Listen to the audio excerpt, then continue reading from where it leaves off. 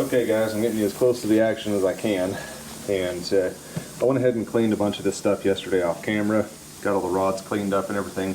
I didn't like how these looked. They're kind of flat, so I'm just replacing them with new. But I already installed number 1 piston, and when I did my clearance check, the washers kind of come out flat on that anyway.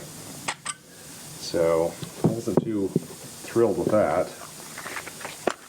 So here's our new washers, and it does show them in the book. Some of these don't have washers on the connecting rod bolts. They have like a locking washer, kind of like an aircraft washer. But these definitely show it for the 52 engine. It's a 52 Plymouth engine going into this Dodge. So we're going to clean this again.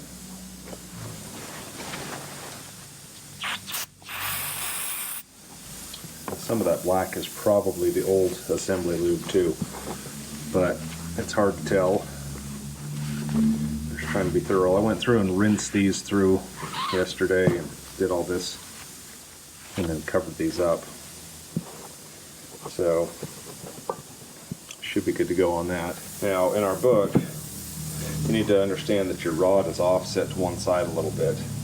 I'm just looking at the book for reference here to make sure that I'm doing this correctly. Even though I know which way they go, I'm just double checking. So we've done number 1. It's kind of hard to tell in these pictures. But number 1, your thicker side of the rod, I don't know if you can see that on there, but right there faces towards the back. So it makes sense that the opposite side is going to face towards the front, and it does right there. You can see it.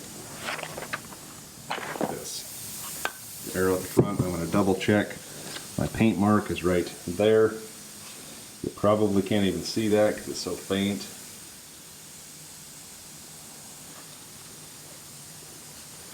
I'm going to pop this pin out here.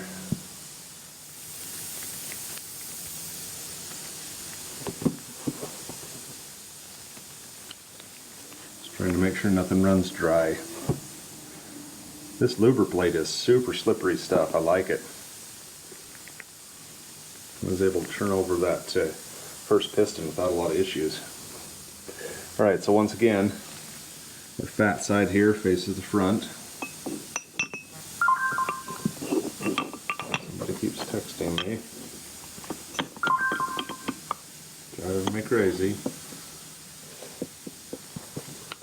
Okay, I just sucked my glove in there. Now we're going to double check before we put pins on, arrows at the front. I'm looking for a paint mark if I can even see it. Okay, paint mark down here is at the front.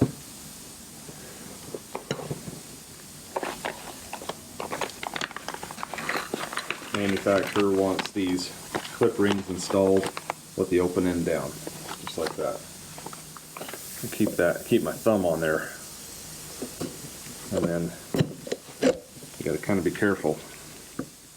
See, it's already slipped down in there. They can be kind of a pain in the butt. You don't want to over compress them either.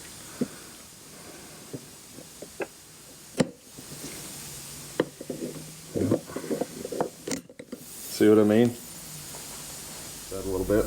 Now, the other side will push that down.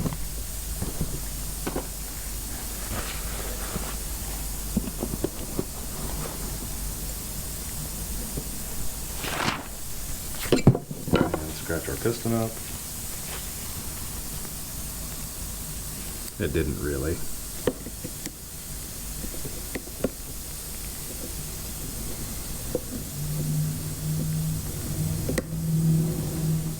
Okay, that one side's, there we go. One side didn't want to go in. But we're in the groove now. Right. We're going to put our bearings in now. These bearings seem like they're a little bit tarnished. These are old Michigan bearings. If you look at these, there's a little bit of tarnish on them. Not so much on that one, but it's like every other one. So we'll go through and wipe these out off camera and get them snapped in here. These are pretty well the same.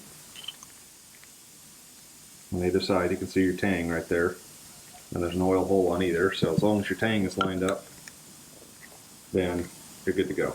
Alright guys, so we're going to put the rings on here. This set of rings is a little different.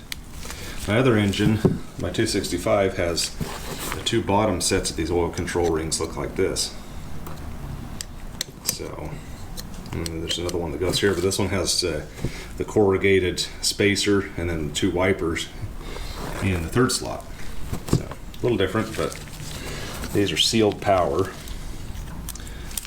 So if you've never done this before, do not overstretch these cast iron rings. You'll regret it, they will break. Unfortunately, I did have that happen on one engine, even though I was careful. So that one's on there. I'm going to check and make sure it spins freely in there.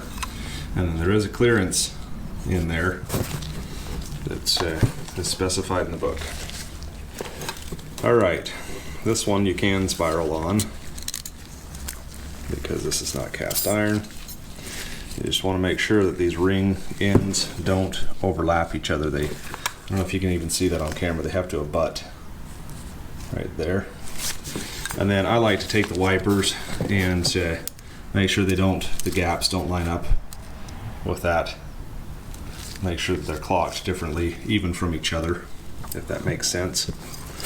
These wipers can be a little bit of a pain in the rear. Now this, I'm going to make sure I just do this right off the bat here.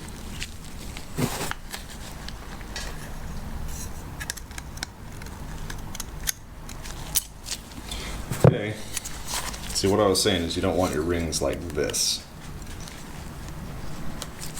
So clocking them just means you're going to turn them different directions. Alright, I got these bearings cleaned out as well. Polish them. Almost looks like there's some slight pitting in there, but you can't feel it. I think it's just tarnish from sitting on the shelf. These were made in, I think, 1972? No, 76. At least that's when the desiccant paper was made. So, they've been in there for a minute, longer than I've been alive. This is when you want to clock those rings. We're going to double check, make sure we've got everything turned the right direction with the piston. Just because I'm paranoid now. Fat end should face the front, and it does. Arrow faces the front.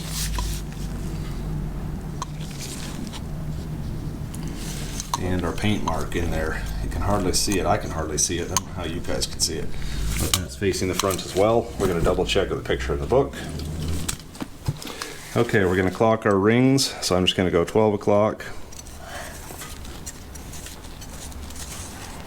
3 o'clock,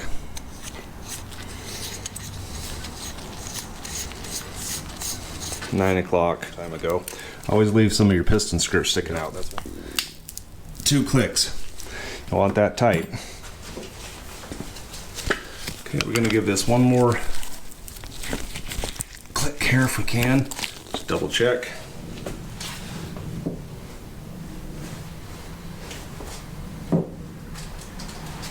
Hold her down.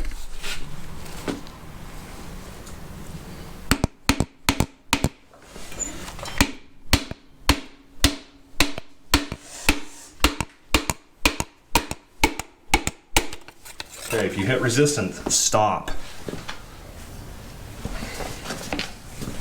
Okay, I'm just going to gently guide this down. Just be real careful with your bearing here. That tapping motion can dislodge it. I had that happen, I didn't see it, and it went over the other top of a bearing and destroyed it on another build I did. Okay, that's it. And now, easy peasy, just unwind your rubbers and take them off there, and we're going to do our clearance check. So you want to make sure you can see the number. That looks good, and you can see our bearing and everything is still in there, and the rod is the correct way because you're not jamming that sideways on the crank or something. Now I'm going to put some plastic gauge in here, and we're going to check our clearance. Okay, we got our plastic gauge in here. Just doing that on the bottom of the bearing.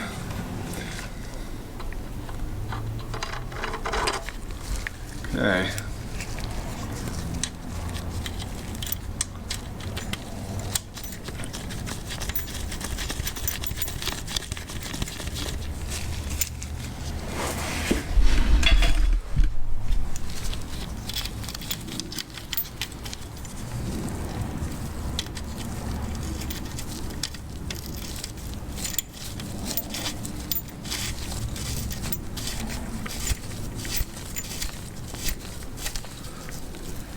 Now, one thing to note here is don't turn the crank while that plastic gauge is in there.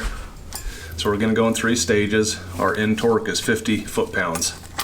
It's 45 to 50, we're going to do 50. Usually I'd split the difference if it was 40 to 50 or something like that. I'd go to 45, but I'm just going to go to 50 on these. Just want to make dead sure that this isn't going to come undone. Alright, we're going for 20 foot-pounds. We're there. Let's go to 30.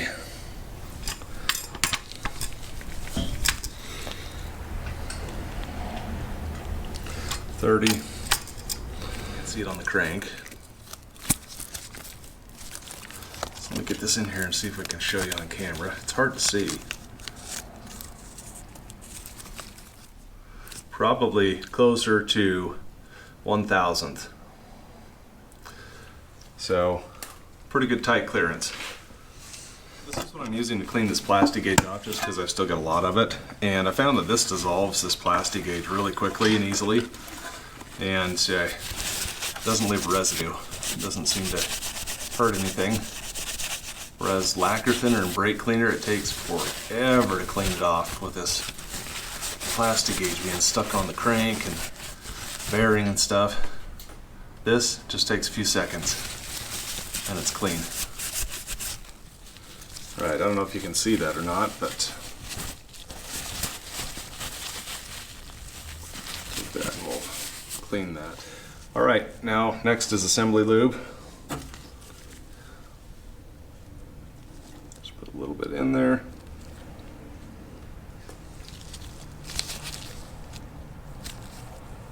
Try and get it spread over the entire bearing.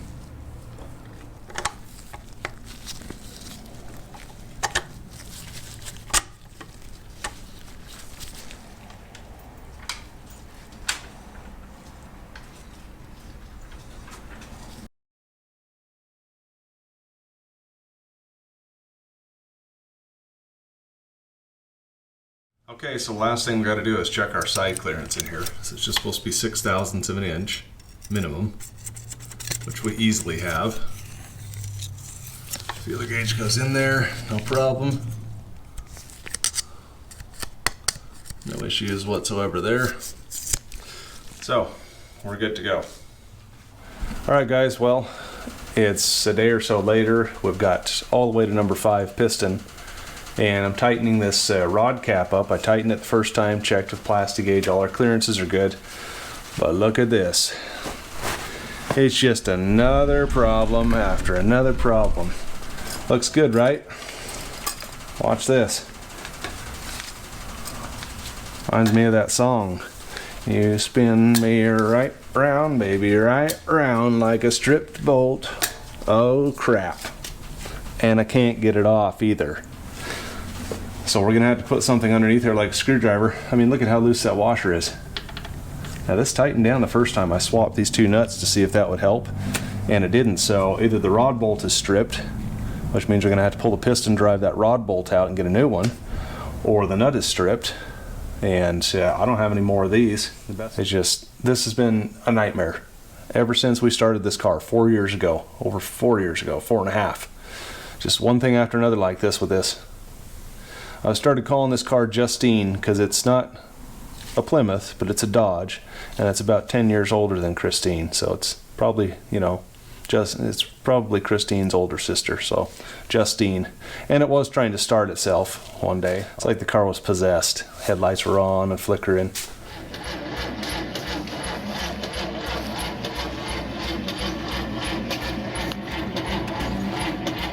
think we're going to call this car Christine. It's trying to start itself. Better go disconnect the battery again. So we're going to have to figure this out. I don't know what to do now, but it's just one thing after another.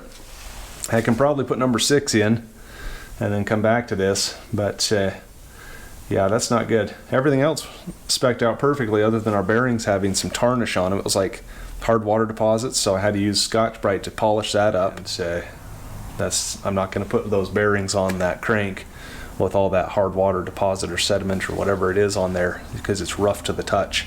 It'll tear that crank right up. All right, fellers, you've seen it here first. Do not ask me how that happened, but it wasn't my doing, I'll tell you that much. But there's no threads left on that connecting rod bolt. I mean, how the hell was that sitting in there like that? That's a good thing we took this engine apart again for several reasons. I'll tell you what, that's going to have to be fixed. Oh, I've got to pull that piston back out and change that rod bolt. That is very concerning. All right, we got the piston pulled back out, and you can see the damage there. I don't know how that happened. Nothing was cross-threaded or whatever. I suspect this was probably this way before we got this engine. And I called around to a couple of friends. I looked online. I found a set of 4 of these for $35, but Jesus, $35 and we only need the one. And I searched and searched and searched and searched and searched, and went to bed last night. I'm laying there in bed and I thought, wait a second, there's one box in the shop I haven't checked, and looky what I found in that box. Well, let's get this thing taken out of here. I'll show you how to do that real quick. So I'm just going to use this nylon hammer. I'm going to take this thing and give it a spanking. That's all it takes. Alright, as you can see, we're bottomed out. You can see there's no daylight underneath the cap on these. So we should be good to go. So let's get these rings reclocked, get the bearing put back in, and we'll go ahead and recheck our clearance on there with the plastic gauge too, because with that not tightening down the second time, I don't know if we got a false read the first time, and I don't trust it. All right, guys, you can see on here the plastic gauge crushed down. I don't know if I can show you on here, but it's 15/10,000ths. Let's see if I can get this in here to show you on camera. You probably can't see it, but anyway, it's right where it measured yesterday. Maybe you can see that, maybe you can't. Anyhow, I can see it. And it's 15/10,000ths, so we're just going to go ahead and clean this and clean up the crank and re-grease it. And I didn't have any trouble getting those down to 50 foot-pounds at all. So, what a pain.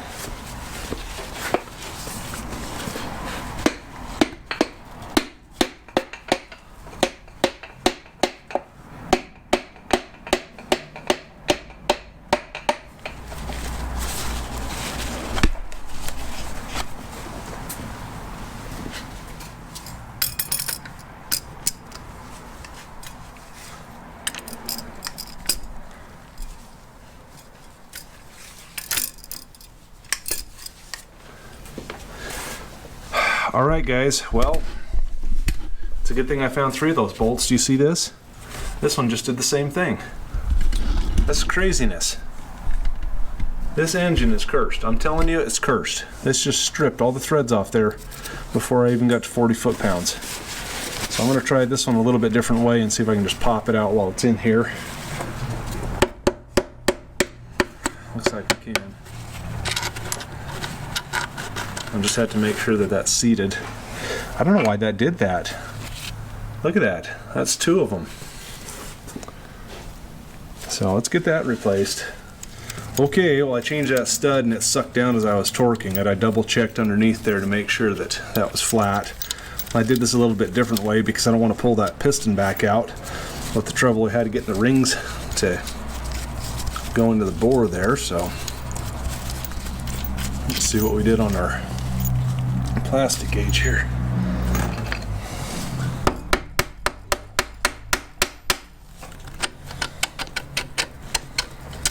Okay. Yeah, we look okay.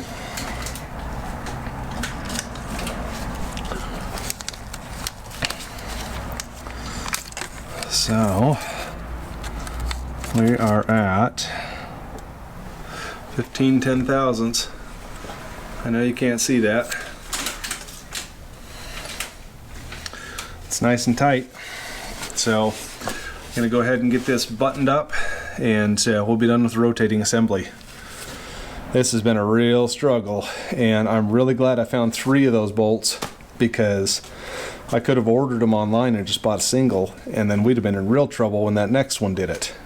I didn't have this problem the last time we assembled this engine. I remember one of them acting like it was kind of loose, but then it tightened up just fine, and it was torqued, and when I took the engine apart, it was torqued just fine. It wasn't loose at all, and I checked that before I even pulled the engine out of the car. So, you know, we got Reiki here in the background helping me out in the garage here. So always love it when my boy's out here with me learning man stuff.